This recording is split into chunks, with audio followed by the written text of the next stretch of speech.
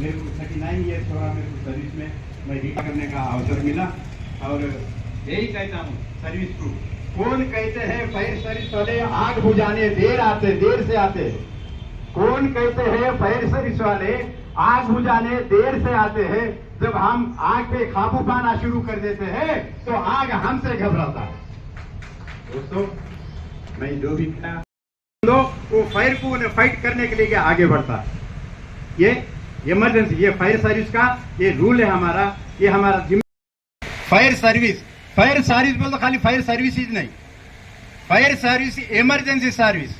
आज ये तो ये धूप है, ये धूप में हम आज ऐसी कुछ इसमें बैठते हैं लोग, क्या क्या करते हैं, फिर भी अब क्या धूप है।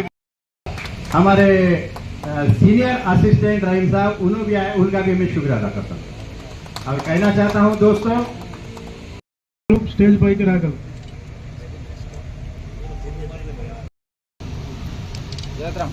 సార్ సార్ ఇక్కడ చూడండి సార్। Okay sir.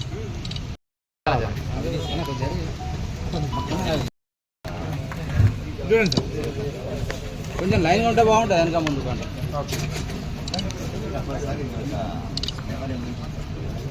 राजधानी इधर आओ थोड़ा।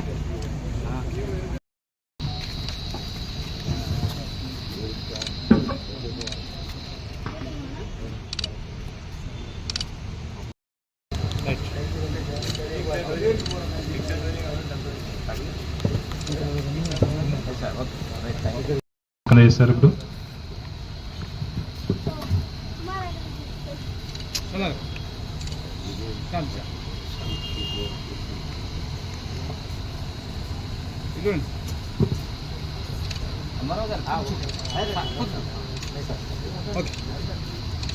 నెక్స్ట్ కాబట్టి ఆర్పి ఎవరని తెలిసి ఈయన ఇంకో 200 సంవత్సరాలు ముందుకు వెళ్ళిపోయారు। ఈయన ఎక్కడ చదవండి, ఇంకా ఎన్నెన్ని నేర్చుకోవాలి మేము।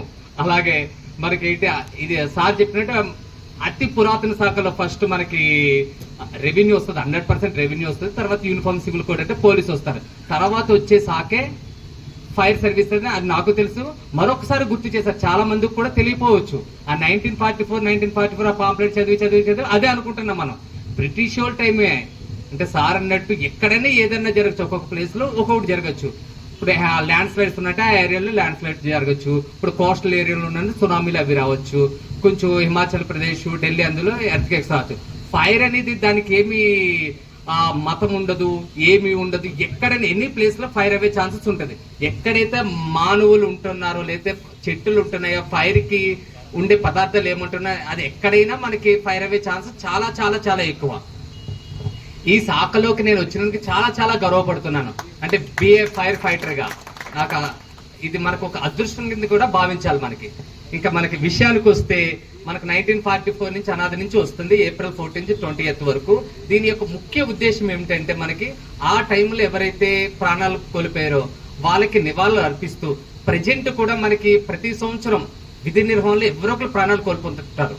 అంటే వాళ్ళకి ఆ టైంలోని అంటే అంత ఫైర్ అవుతుంది, మనం ఆ ఫైర్ ఆర్పడానికని మనం చూస్తూ ఉండటం, బిల్డింగ్ లోకి వెళ్ళిపోతే బిల్డింగ్ కొలాప్స్ అయి పడిపోవచ్చు। యాజ్ ఏ ఫైర్ ఆఫీసర్ గా కూడా 93 బ్యాచ్ ఒక ఫైర్ ఆఫీసర్ కూడా చనిపోయారు, అంటే మా సీనియర్ ఆఫీసర్ ఫైర్ అవ్వే। అట్లాగా తన విధి నిర్వహణలో ప్రాణాలను కూడా లెక్క చేయకుండా ఫైర్ ఫైటర్స్ చాలా కష్టపడుతుంటారు।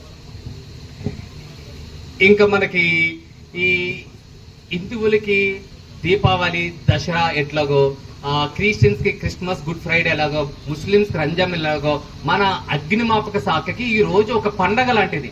ఈ ఏప్రిల్ 14 నుంచి 20వ తారీఖు ఉండేది వారసులు ఏదైనా ఒక పండగ లాగా మీకు రైట్ టు, మీకు ఒక అది హక్కు, మీకు రిటైర్ అయిన వాళ్ళకి కానీ ఉన్న వాళ్ళకి కానీ। నిన్న మా స్టాఫ్ చేశారు, రేపు ప్రోగ్రామ్ చేయాలంటే ఓకే యాక్చువల్గా ఈ రోజు వెళ్ళిపోతామని అనుకుంటున్నా। యాక్చువల్ గా నేను ఆసిఫాబాద్ కి డిఎఫ్ఓ ఇక్కడ అడిషనల్ ఛార్జ్, ఇంకా అక్కడికన్నా వెళ్దాం లేదా హైదరాబాద్ వెళ్దాం అనుకున్నా, కానీ వీళ్ళు చెప్పారంటే మీకు రైట్ ఉంది, అది ఈ రోజు చెయ్యాలి। రిటైర్డ్ పర్సన్స్ కూడా నేను చెప్తున్నాను మీకు ఈ రోజు రైట్ అంటే 14 నుంచి 20th వరకు మీరు దగ్గరలో ఉన్న ఫైర్ స్టేషన్కి వెళ్ళండి, లేదా డిఎఫ్ ఆఫీస్కి వెళ్ళండి, వెళ్ళి మీ అనుభవాలను పెంచుకోండి।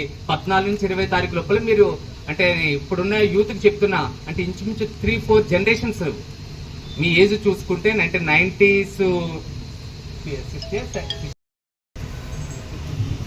ఫ్రంట్ కూర్చోండి, ఈ కార్యక్రమానికి ముఖ్య అతిథిగా విచ్చేసిన మన ఎంఆర్ఓ గారు ఏ రాజేశ్వరరావు గారికి, అదేవిధంగా అకౌంటెంట్ ఆఫీసర్ సిహెచ్ శ్రీనివాస్ గారు ఎలక్ట్రికల్ డిపార్ట్మెంట్ గారికి, మన స్థానిక అగ్నిమాపక అధికారి జైత్రం గారికి, సీనియర్ అసిస్టెంట్ రహీం గారికి నా హృదయపూర్వక ధన్యవాదాలు. అదేవిధంగా ఈ కార్యక్రమానికి విచ్చేసిన విశ్రాంతి ఉద్యోగులకి, నా తోటి సిబ్బంది అందరికీ మరొకసారి నా హృదయపూర్వక ధన్యవాదాలు తెలియజేస్తున్నాను. ఫస్ట్ మన జైత్రం గారు స్పీచ్ ఇస్తున్నప్పుడు చాలా ఎంథ్యూజం గా చాలా పవర్ఫుల్ గా ఇస్తున్నారు. నాకేమైనా మిగులుస్తాడా లేదా అనుకుంటే పర్వాలేదు, నేను ఏదైనా మాట్లాడడానికి కొద్దిగా ఉందిలే అనుకున్నాను. తర్వాత మన సిహెచ్ శ్రీనివాస్ గారు చెప్పినప్పుడు ఇంకా నాకు ఏమీ లేదు, మొత్తం ఆయనే చెప్పేస్తున్నారు. ఈయన ఫైర్ డిపార్ట్మెంట్ లో పనిచేసి వచ్చారా లేకపోతే ఎలక్ట్రికల్ డిపార్ట్మెంటా అనుకుంటే అప్పుడు అనుకున్నాను వాళ్ళకి మనకి అవినాభావ సంబంధం ఉంది. మనము నిప్పుతో చెలగాటం, అలా కనిపించిన ఎలక్ట్రికల్ డిపార్ట్మెంట్ అంటే విద్యుత్తుతో చెలగాటం. ఏదో కొంచెం ఏదో మూలన బుక్ తిరిగేస్తున్నారు. అంటే నేను చెప్పింది కూడా చాలా తక్కువ టైం.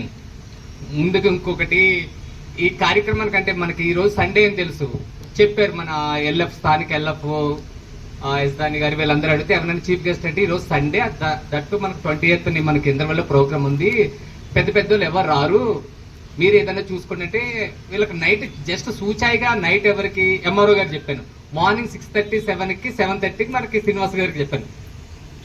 ఆ టైం తక్కువ ఇచ్చాను కాబట్టి ఇలాగనే వదిలేదు నన్ను. అదే ఒక వారం రోజుల ముందు మీరే చీఫ్ గెస్ట్ ఉంటే నాకు ఇంకా మాట్లాడడానికి ఏ మాట రాదు. తమ అమూల్యమైన సమయాన్ని, ఈ రోజు సెలవు దినమైన తమ అమూల్యమైన సమయాన్ని మాకు కేటాయించినందుకు మరొకసారి హృదయపూర్వక ధన్యవాదాలు తెలియజేస్తున్నా. అయిపోయింది. తర్వాత శ్రీనివాస్ గారు చెప్పారు రోబో అంటున్నారు, ఇదంటే నేను ఎక్కడ చదవలేదు, నాకు తెలిసి రోజుకి 2-3 గంటలు పేపర్ చదువుతారు, నాకు తెలిసి నిన్న మొన్న పేపర్లు చదివిసి ఉంటారు. అది నేను ఇంకా చూడలే, మేము నాకు తెలియని టెక్నాలజీ ఎక్కడ నేర్చుకున్నారా అనుకుంటున్నాను. ఈ రోజు మీ వల్ల కూడా కొన్ని నేర్చుకున్నాను. తర్వాత ఇంకా చివరిగా మనకి ఎంఆర్ఓ స్టార్ట్ చేశారు. ఈయన ఎక్కడ నాకు తెలిసిందే 1944, దానికంటే ముందు ఏదో కొద్దిగా తెలుసు అనాదిగా మనకి ఏదైనా